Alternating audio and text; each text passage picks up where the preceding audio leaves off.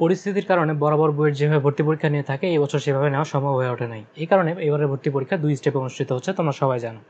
তার মধ্যে ফার্স্ট যে স্টেপটা সেটা হচ্ছে এমসিকিউ পরীক্ষা। তো এবারে যেহেতু প্রথমবার বুয়েটের প্রাক নির্বাচনের পরীক্ষা হিসেবে এমসিকিউ পরীক্ষাটা নেওয়া হচ্ছে, তাই তোমাদের অনেকের মধ্যে সংশয় দেখা দিয়েছে যে পরীক্ষার জন্য প্রস্তুতিটা কীভাবে নিব। তো তোমাদের এই সংশয় দূর করার জন্য আজকের ভিডিওটা তৈরি করতেছি। এই এমসিকিউ পরীক্ষার জন্য কোন কোন বই ফলো করতে হবে বা বইগুলো কীভাবে পড়তে হবে, বা এই এমসিকিউ পরীক্ষাটাতে কী কী ট্রিক অ্যাপ্লাই করলে আমরা অন্যদের তুলনায় অনেক এগিয়ে থাকবো। তো এই সব কিছুই থাকতেছে আজকের ভিডিওটাতে। তো আজকের ভিডিওটা যদি তোমরা শুরু থেকে শেষ পর্যন্ত দেখতে থাকো তাহলে আশা করা যায় যে এই এমসিকিউ পরীক্ষায় কীভাবে প্রস্তুতি নিবা এই রিলেটেড কোনো কোশ্চেন থাকবে না তোমাদের মনে। এবং তোমরা যদি এই ভিডিও অনুযায়ী যদি পড়াশোনা করো এবং ভিডিওটাতে আমি যে বইগুলো ফলো করতে বলবো বা যে ট্রিকের কথা বলবো তোমরা যদি এগুলো ঠিকভাবে ফলো করো তাহলে আশা করা যায় তোমরা ইজিলি এই এমসিকিউ পরীক্ষাটাতে অনেক ভালো রেজাল্ট করে মূল ভর্তি পরীক্ষায় অংশগ্রহণের যোগ্যতা অর্জন করতে পারবা। তো এই এমসিকিউ পরীক্ষার জন্য সঠিকভাবে প্রিপারেশন নিতে ভিডিওটা শেষ পর্যন্ত দেখতে থাকো। I am Rahat, you are watching Electrolife. Let's start.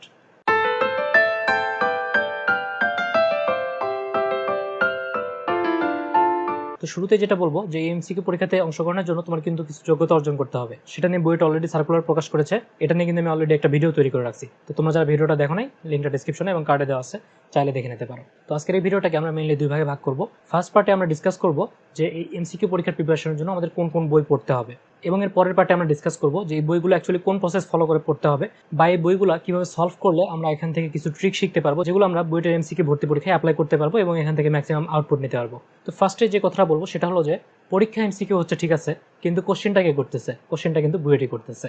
So question pattern মোটামুটি সেম থাকবে বলা যায়। তার মানে তোমাকে তোমার বেসিকটা একদম ঠিক রাখতে হবে। বেসিক যদি ক্লিয়ার না থাকে তাহলে তুমি বুয়েটের কোশ্চেন অ্যান্সার করতে পারবে না, সেটা এমসিকিউ হোক বা রিটেন হোক। তার মানে আমাদের অ্যাকচুয়ালি সেই বইগুলো ফলো করতে হবে যে বইগুলোর প্যাটার্ন বা যে বইগুলোর কোশ্চেনগুলোর প্যাটার্ন আমাদের বুয়েট অ্যাডমিশনের সাথে মোটামুটি সামঞ্জস্যপূর্ণ ছিল, কিন্তু কোশ্চেনগুলো এমসিকিউ ছিল।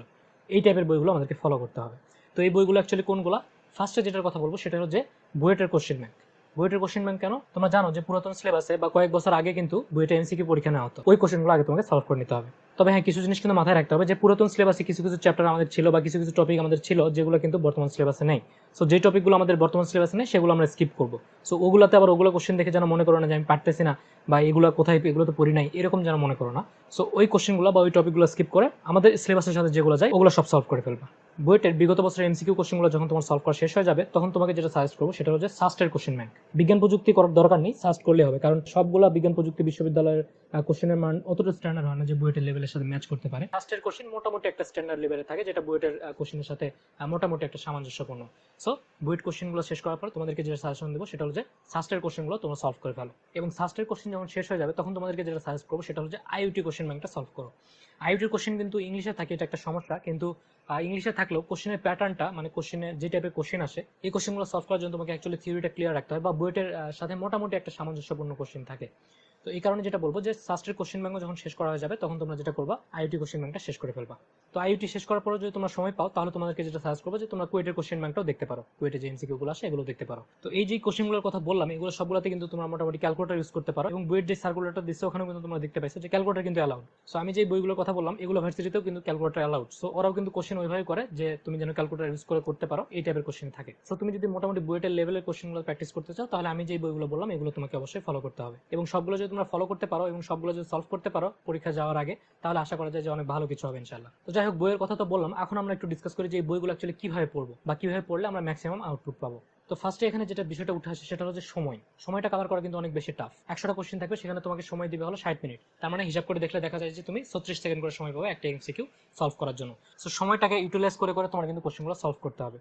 আমরা রিটেন হিসাবে যেভাবে সলভ করছি যে 3 মিনিট একটা কোশ্চেন, তার থেকেও কিন্তু মোটামুটি একটু টাফই বলা যায়, যেহেতু এমসিকিউ পরীক্ষা সময় মাত্র 36 সেকেন্ড করে। এর মধ্যে তোমাকে কোশ্চেন দেখতে হবে, কোশ্চেন বুঝতে হবে, কোন সূত্রে অ্যাপ্লাই করবে এটা চিন্তা করতে হবে, প্লাস ক্যালকুলেশন করতে হবে, প্লাস তোমাকে অ্যান্সার দাগাইতে হবে। সো অনেক কিছু কিন্তু। তো এটার জন্য যেটা করবা যে এই যে বইগুলো বললাম এই বইগুলোই পড়বা, কিন্তু কিছু ট্রিক অবলম্বন করে পড়বা। তো কি সেই ট্রিক? যখন বইগুলো পড়বা তখন তোমরা সময় ধরে ধরে পড়বা, মানে সময় ধরে ধরে সলভ করবা। আগে তোমরা অ্যান্সার দেখবা না, কোশ্চেনগুলো দেখবা এবং নিজেরা সলভ করবা সময় ধরে, ঘড়ি ধরে। ঠিক আছে? ফার্স্ট টাইমে হয়তো তুমি 36 সেকেন্ডে একটা করে অ্যান্সার করতে পারতেছো না, কিন্তু আস্তে আস্তে প্র্যাকটিস করতে করতে এই সময়টাকে অ্যাকচুয়ালি কমাই নিয়ে আসা সম্ভব। কিছু লাইন স্কিপ করা এবং মাথার মধ্যে কিছু ক্যালকুলেশন করা এবং ক্যালকুলেটর ইউজ বাড়ানো, এগুলো করে তুমি অ্যাকচুয়ালি সময়টাকে কভার করতে পারবা। আর কিন্তু সময় ধরে যদি না করো, ইচ্ছা মতো যদি সলভ করো বা সলভ দেখো শুধু, তাহলে কিন্তু হবে না। সলভ দেখলে হবে না, এই যে বইগুলোর কথা বললাম সবগুলোই কিন্তু সলভ দেওয়াই আছে। সো সলভ দেখলে হবে না, সলভ না দেখে নিজে নিজে সলভ করতে হবে এবং সময় ধরে সলভ করতে হবে। তোমাকে 36 সেকেন্ডে একটা করে কোশ্চেন সলভ করতেই হবে, এইভাবে তোমাকে প্র্যাকটিস করতে হবে। শুরুর দিকে না পারলেও আস্তে আস্তে সময়টা কমাই নিয়ে আসতে হবে। আমি যতগুলো বই বলছি সবগুলো যদি তোমরা এইভাবে প্র্যাকটিস করো তাহলে কিন্তু সময়টা কমাই নিয়ে আসা সম্ভব। আচ্ছা, টাইম সেভ করার আরেকটা যেটা গুরুত্বপূর্ণ জিনিস সেটা হচ্ছে ক্যালকুলেটর।